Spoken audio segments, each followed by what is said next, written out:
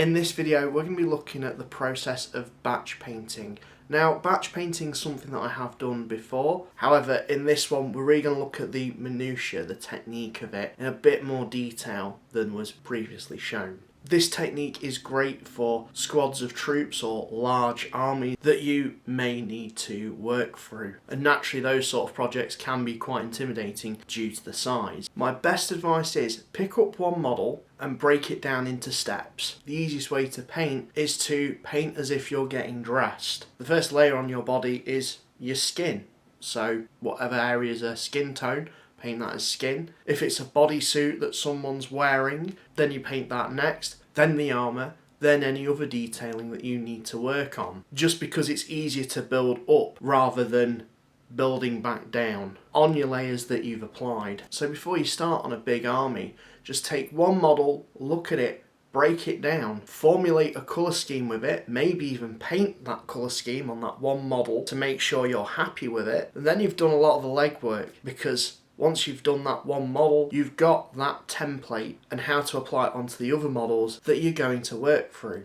But rather than painting one individual model at a time, take each individual model, work on the undersuit, on all of them, then move on to the next step, and the next step, and the next step. Slowly working your way through all the squad, rather than just doing each one at a time, which is just going to feel a hell of a lot longer and require more of a thought process than if you were just to batch paint and crack on. So in this video I'm going to show you how I paint Stormtroopers. And yes, this can indeed be applied to clone troopers as well.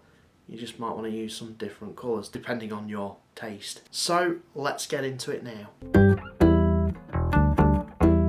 To do this we're going to be using the Imperial Stormtroopers upgrade expansion, of which comes with 4 miniatures. So dumping the contents out on the table, I'm going to have a look through it and start building the miniatures. The first one we have is a Jeddah Stormtrooper, of which was seen in Rogue One.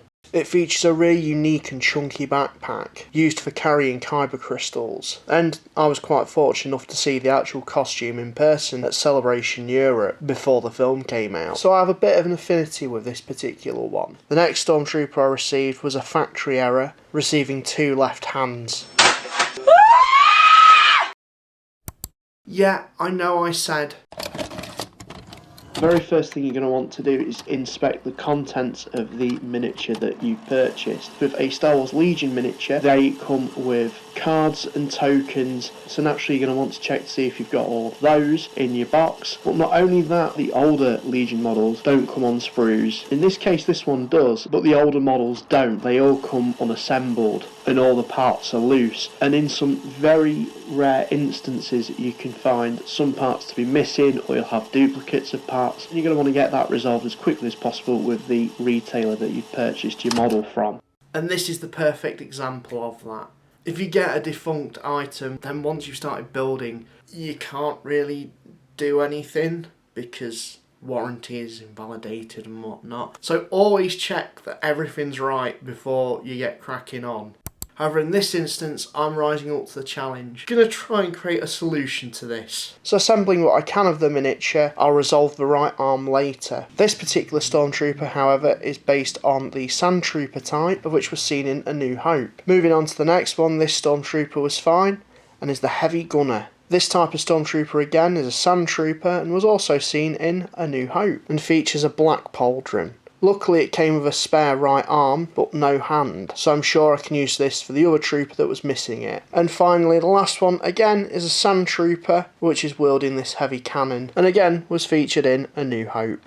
Now to fix that armless Stormtrooper. So using the spare right arm, I test fitted this on, and had a look through my bits box to see if there was any guns or weapons. However, unfortunately most of the blaster wielding hands featured a left hand on the underside, so I couldn't really use these. Luckily I had a spare Darth Maul hand, which while gloved I could cut this down to size and have it either reaching out for something, but ultimately when I glued it all together it looked a little bit goofy. It looks like he's trying to give someone a handshake and it's not really intimidating. But then I remembered that I had some Mandalorian helmets, so taking one of these, it looks like he's just picked it up and given it a nice little inspection, and that's a nice resolution. I had to do this next bit off camera because it was so damn fiddly, but I gently cut off an armour plate from a spare hand, shaved this down finely, and glued it onto the hand. There's no losing, only learning. There's no failure, only opportunities. And there's no problems, only solutions. Thanks for that, Pitbull. Furthermore, it won't affect gameplay, as Legion isn't really a what you see is what you get kind of game. It's based on all the cards that you apply to the miniatures. As I've painted Stormtroopers before, this is the base reference model that I can go to. Some troopers can be a bit more unique than your standard grunts. Take for example this heavy weapon dude, of whom I decided to give some additional markings, and of course he has that chonky backpack. But once you've got that base Stormtrooper colour scheme down, then it's just adding additional details like this to it. The majority of your work's done. I prime the miniatures in Corax White, then using Contrast Apothecary White. The main importance of using contrast paint is to give it a really good shape, making sure all the sediment at the bottom's cleared and mixed well for it to work.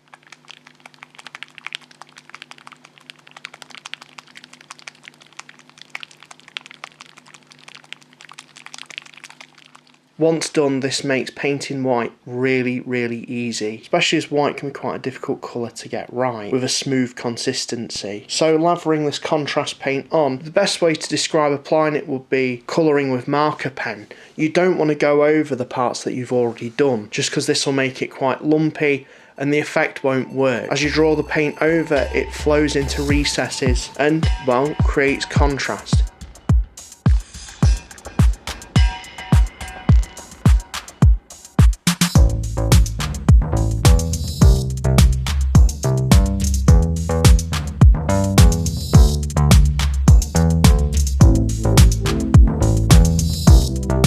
Naturally, as I'm batch painting, when I've done one, I move on to the next with the same colour, and so on and so forth. Now, a filling grey is more of a personal preference for myself, just because I like my Stormtroopers looking a little bit grungy, slightly off-white and battle-worn. Whereas if I were working on Clone Troopers, I like my Clone Troopers looking a little bit more pristine, as if they've come straight out of Camino. To do this, I just substitute a filling grey for White Scar. Loading a full and grey onto my wet palette, I'm going over the raised areas where light would hit the armour. That, or where the contrast paint has slightly clogged up.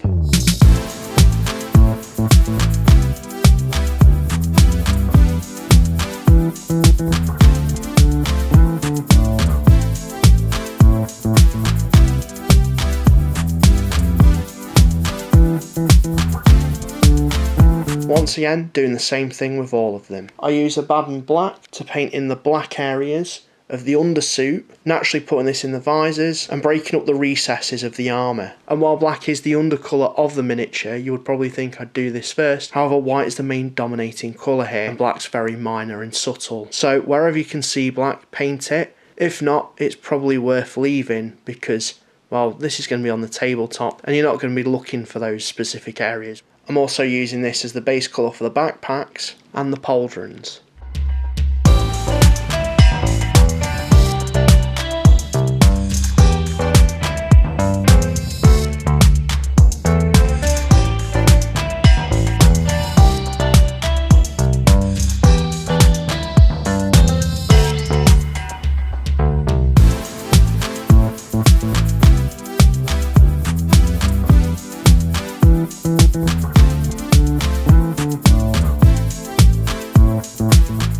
I'm then using Iron Warriors to pick out the colour on the blasters.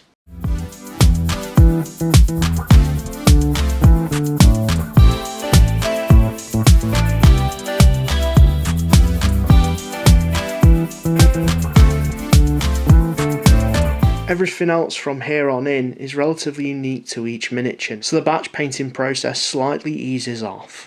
Dry brush Dawnstone onto the backpacks to bring out some of that raised detailing and create a highlight. RM Blue on some of the backpacks blue detail, and then Uffel and Grey for some backpack detailing again. And on some of the shoulder pauldrons.